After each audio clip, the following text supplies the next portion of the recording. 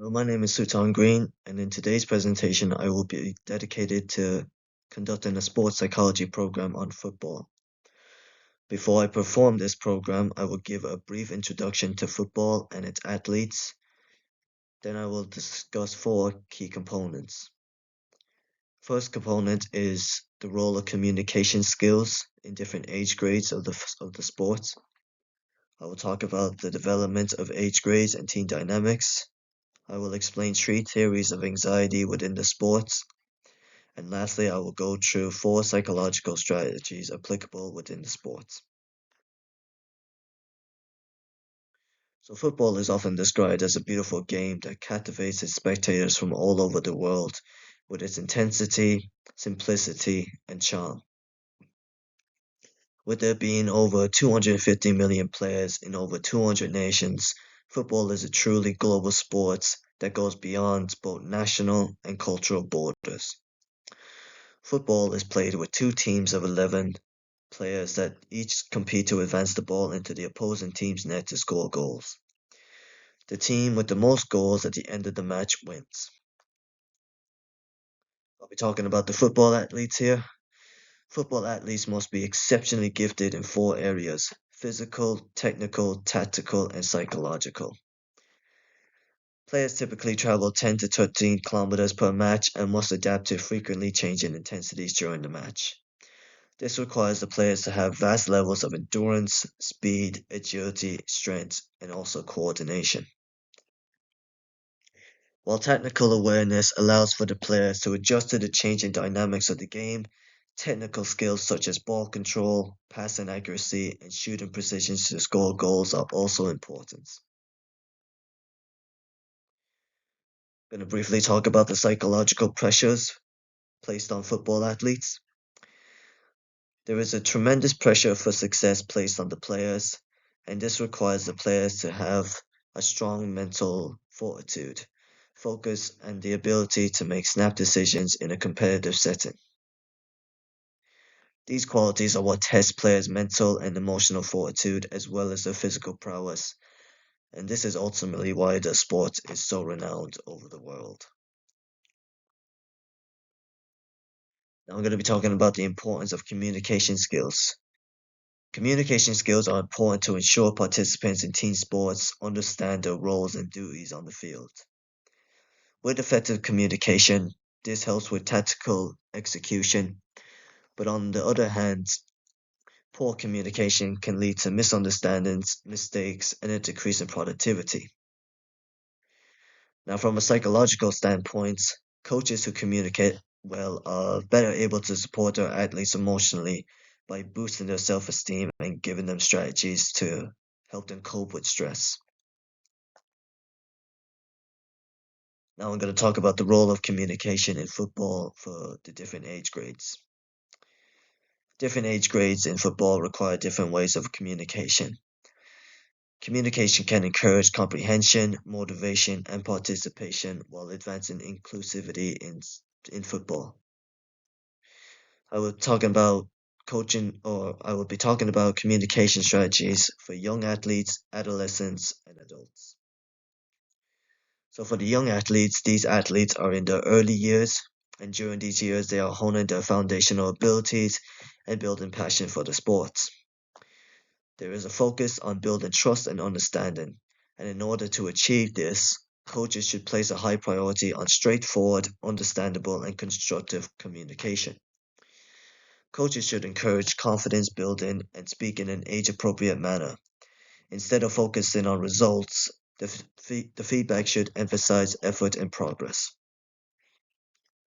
For inclusion, building a positive atmosphere by speaking inclusively and ensuring that all players, regardless of their abilities or their skills, they can contribute evenly. Drills and games should be made to be both enjoyable and available to all athletes. Adolescent athletes 13 to 17. At this stage, athletes are managing emotional and social changes.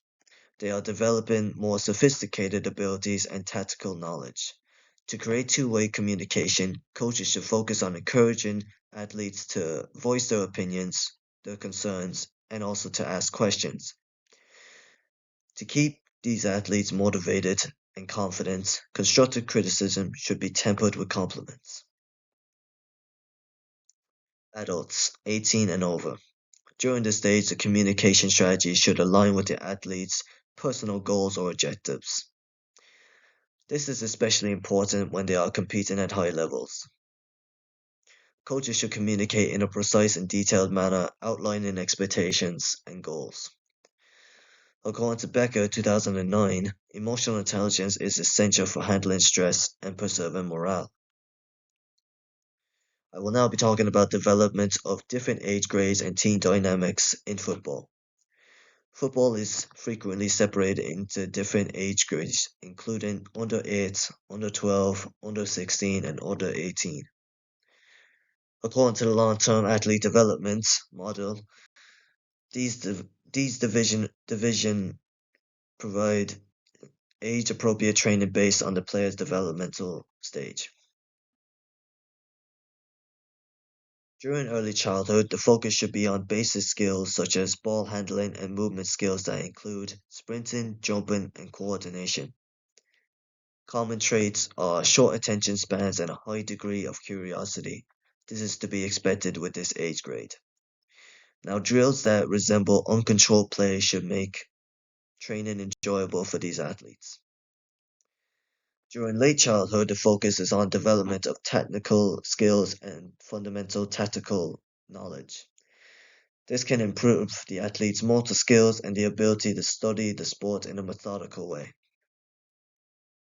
To keep participants motivated, sessions should strike a balance between enjoyment and skills development. The focus here is physical conditioning, teamwork, and tactical decision making for adolescents under 13 to under 16. Athletes during this stage grow more competitive and experienced. They also go through rapid physical and emotional developments. Social inclusion and communication should be emphasized by coaches to keep them motivated. Adults under 17 or above. The focus is on superior tactical, psychological, and technical training for competitive play. As a result of this, there is enhanced mental toughness and specialization. To achieve competitive goals, training becomes increasingly customized. I will now be talking about team dynamics in football. Team dynamics refers to the relationships and interactions among team members that impact the group's overall performance. The dynamics within the team changes as players advance through several age grade groups. There are 5 key components of team dynamics that I'll be going through.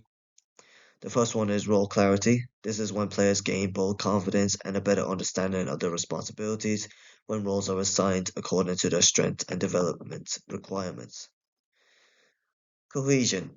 In order for a team to succeed, social and task coherence are essential. While senior teams must coordinate on common performance objectives, younger teams will gain from forming friendships. Leaderships. Coaches at first serve as the main leaders, but as players get older, peer leadership becomes crucial. Younger players might be guided and disciplined by team captains or mentors. Conflict management. Effective resolution of conflicts guarantees team cohesion. To preserve peace, adolescents in particular need assistance in handling interpersonal difficulties. Motivation and support. Providing age-appropriate motivational techniques boost teams and individual morale. Rewards and encouragement work well for younger players, whereas goal-oriented conversations work well for older players. Now I'll be discussing 3 theories of anxiety in football. The first theory is inverted U hypothesis. According to this idea, performance increases with arousal until it reaches an optimal level, at which point it declines. Moderate anxiety can improve concentration and physical readiness in football, especially during a penalty shootout. However, too much anxiety can cause overactivation, which impairs judgment and skill performance. To keep players performing at their best, coaches must assist them in controlling their arousal. The second theory is catastrophe theory. I butchered that. According to this theory, which was put forth by Hardy in 1990, even slight increases in psychological arousal can result in a sharp decline in performance when cognitive anxiety is strong. This could show up in a football match when a player has a mental block, such as missing a crucial goal opportunity when under a lot of strain. Preventing this abrupt drop requires the use of effective anxiety management strategies such as visualization or breathing exercises. The third and final theory is multidimensional anxiety theory. From Martins et al. Um, this distinguishes between somatic anxiety and cognitive anxiety. This idea states that physical anxiety has a curvilinear effect, increasing performance to a moderate degree, whereas cognitive anxiety has a negative impact. Knowing these aspects enables football coaches and players to pinpoint the causes of anxiety and implement them and implement focused treatments.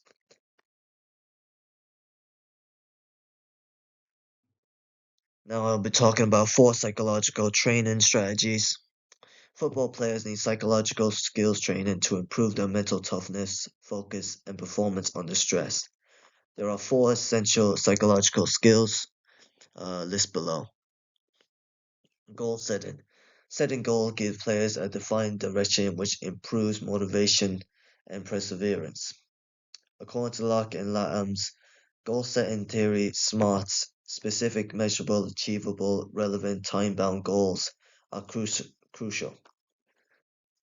To direct practice and game preparation, football coaches might establish performance goals and outcome goals. To boost confidence and lower anxiety, imagery entails imagining a successful performance.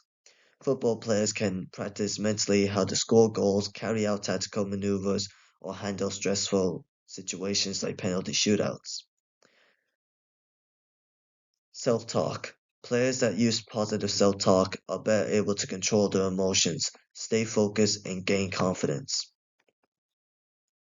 Football players might utilize self talk to regain focus after making a mistake or to remain calm under pressure. The fourth and final one is relaxation techniques. Relaxation methods that enhance focus and lessen somatic distress, including diaphragmatic breathing and progressive muscle relaxation. To reduce anxiety and improve focus in stressful situations, football players should use these methods during rituals or breaks.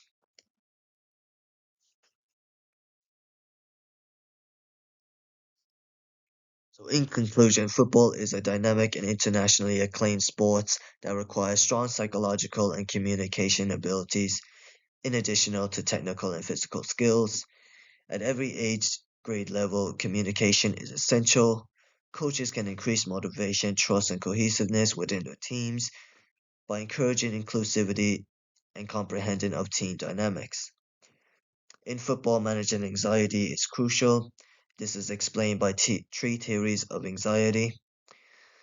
Control of arousal levels are crucial to deal with both physical and cognitive anxiety. Lastly, players' mental toughness, concentration, and performance are further improved with psychological strategies. These are all my references that I used.